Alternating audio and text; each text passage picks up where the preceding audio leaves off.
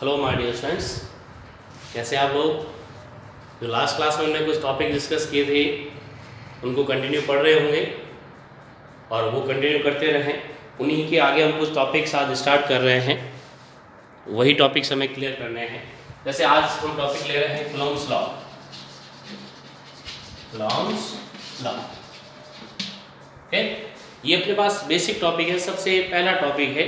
अगर हम बात करते हैं इलेक्ट्रोस्टैटिक की, जैसे इलेक्ट्रोस्टैटिक्स हमें चार्जेस की बात करती है कि चार्ज जब रेस्ट कंडीशन में है तब केसेस क्या होंगे। तो कूलॉम्स लॉ से हम कोई इलेक्ट्रिकल चार्जेस के बीच में एक्ट करने वाले इलेक्ट्रिकल फोर्स को कैलकुलेट कर सकते हैं। इट मे बी अट्रैक्टिव और repulsive, but we can calculate magnitude of electrostatic force by using Coulomb's law. तो अब कूलॉम्स लॉ क्या कहता है, उसका स्टेटमेंट क्या है, वो हमें डिस्कस करना है। जो कूलॉम ने बहुत सारे एक्सपेरिमेंट किए थे, उसने चार्ज बॉडीज़ ली थी। जैसे उसने देखा कि एक पॉजिटिव बॉडी है, एक दूसरी पॉजिटिव बॉडी है, जब दोनों नज़दीक आ रहे हैं तब वो रिपेल कर रहे हैं। किस तरह से रिपेल कर रहे हैं वो ऑब्जर्वेशंस देखे गए। एक नेगेटिव के पास दूसरी नेगेटिव बॉडी लाई गई, तब भी ऑब्जर्वेशंस लिए गए। फिर एक पॉजिटिव के पास एक नेगेटिव मीन्स ऑपोजिट चार्जेस लाए गए, तब वहाँ पे और ऑब्जर्वेशंस लिए गए। तो हम बात करते हैं यहाँ मैग्नीट्यूड की, क्योंकि ये मैग्नीट्यूड ऑफ फोर्स की बात करता है। कूलॉम्स लॉ हमें मैग्नीट्यूड बताता है। Then Coulomb's law states that if 2 point charges Q1 and Q2 are separated by some distance r, Q1 and Q2 are separated by a distance r, then either they repel or attract each other, where magnitude of force, electrostatic force F, depends on magnitude of both point charges, where F is directly proportional to product of magnitude of both charges. First relation states that magnitude of electrostatic force is directly proportional to the product of both point charges. जो इनका magnitude है उनके product के directly proportional है. And second thing, it says that F is inversely proportional to the square of distance between them. Distance we are taking here small r, then F inversely proportional to r square. तो ये दोनों चीजें हमें ध्यान रखनी है। First thing उसने कही, सेकंड थिंग ये रही। First thing F directly proportional to Q1 Q2, second thing F proportional to 1/r square. ये रिलेशन है अपने पास। अब इसके अकॉर्डिंग जब हम फॉर्मूला लिखते हैं, और देखो इसने ओनली मैग्नीट्यूड की बात की, तो हम इनका मॉड्यूलस ले सकते हैं Q1 Q2 का। Then F proportional to Q1 Q2 upon r square. ये फॉर्मूला हो गया अपने पास F के लिए, फोर्स के लिए, F proportional to Q1 Q2 upon r square. अब इसी की हेल्प से हम आगे सॉल्व करें तो अपने पास यहाँ प्रोपोर्शनलिटी कांस्टेंट आता है। तो प्रोपोर्शनलिटी कांस्टेंट हम लिखते हैं यहाँ कि F equal to K Q1 Q2 upon r square. F equal to K Q1 Q2 upon r square अपने पास फॉर्मूला आता है। Here K equal to proportionality constant, और इसको हम इलेक्ट्रोस्टैटिक कांस्टेंट भी बोलते हैं, यहाँ कूलॉम्स कांस्टेंट भी बोल सकते हैं, इलेक्ट्रोस्टैटिक कांस्टेंट। ओके, ऐसे ही अपने पास देखो आगे एक मैग्नेटिक कांस्टेंट भी आएगा, उसको हम कंपेयर भी करेंगे। जैसे यहाँ अपने पास क्या आया, वैसे एक मैग्नेटिज्म में भी अपने पास कांस्टेंट आएगा, उसको भी हम कंपेयर करेंगे। ठीक है, तो जो K है, इस K को लिखा जाता है 1/4 पाई एप्सिलॉन नॉट। अब ये नई चीज़ आ गई आप लोगों के लिए। 12th क्लास में जो फर्स्ट टाइम पढ़ रहे हैं और जो ड्रॉप आउट्स है उन्होंने अच्छे ढंग से उसको पढ़ रखा है, तो इसको आगे हम और डिस्कस करेंगे कि equal to 1/4 pi epsilon naught. इसकी वैल्यू अपने पास होती है 9 × 10 to the power 9, 9 × 10 to the power 9 अपने पास K की वैल्यू होती है। तो जो फॉर्मूला आया F equal to K Q1 Q2 upon r square, ये कूलॉम्स लॉ के अकॉर्डिंग फॉर्मूला है। उसी को हम कन्वर्ट करके ऐसे लिख सकते हैं, और F equal to 1/4 pi epsilon naught Q1 Q2 upon r square लिख सकते हैं।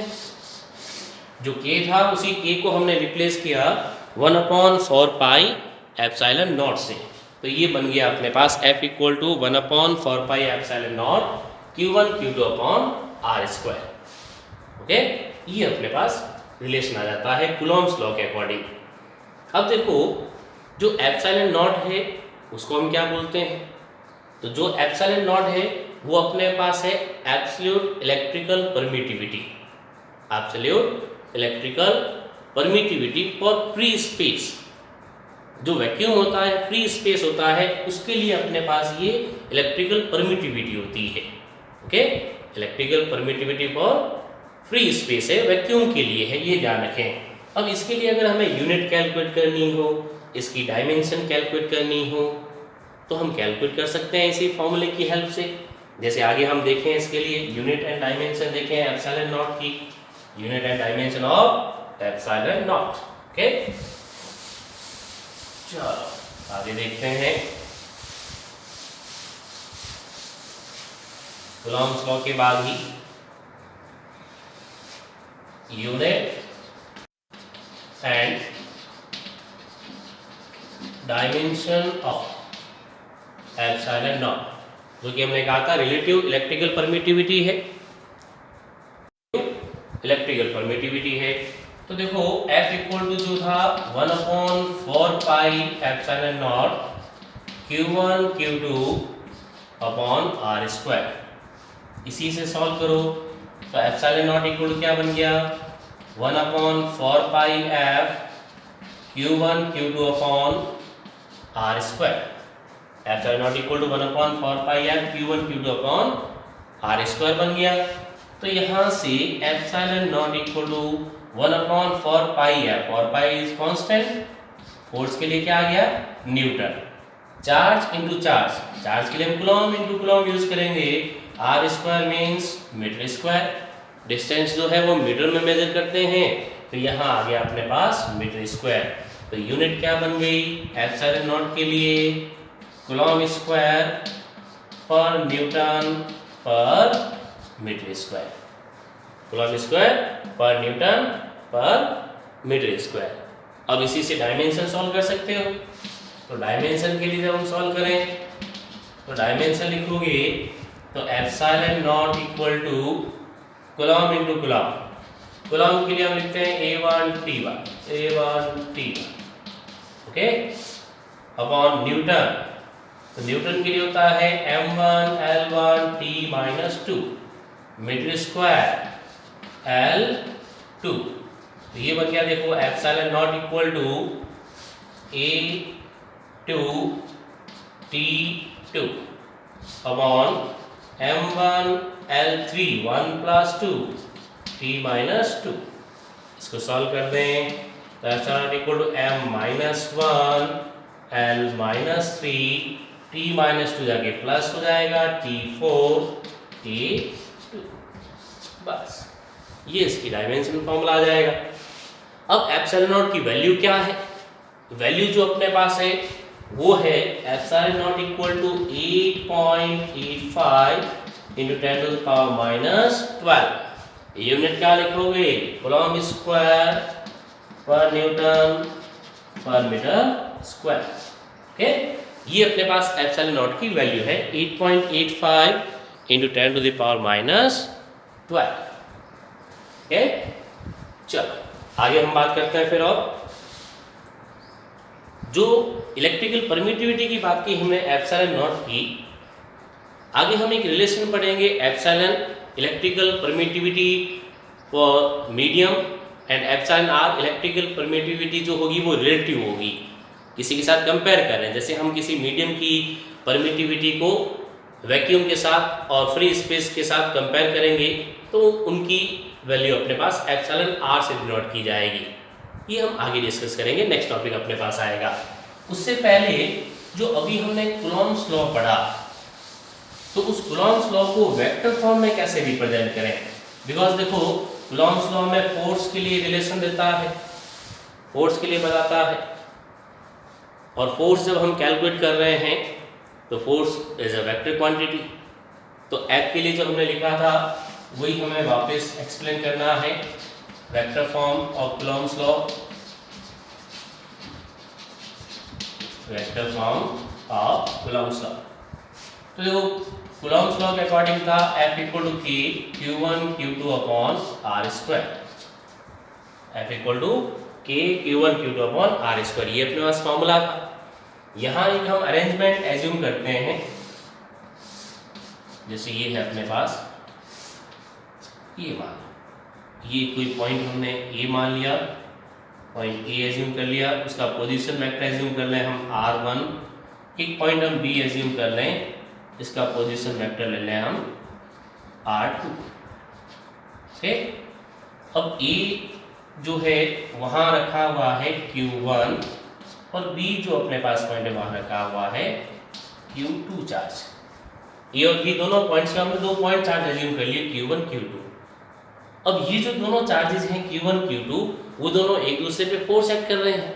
हो सकता है कि वो अट्रैक्टिव हो या रिपल्सिव हो। जब दोनों पॉजिटिव है तो ये यहाँ पे इस पर रिपेल कर रहा है, इस तरफ कर रहा है, ये इसको इस तरफ रिपेल कर रहा है, दोनों एक दूसरे पे फोर्स अप्लाई कर रहे हैं।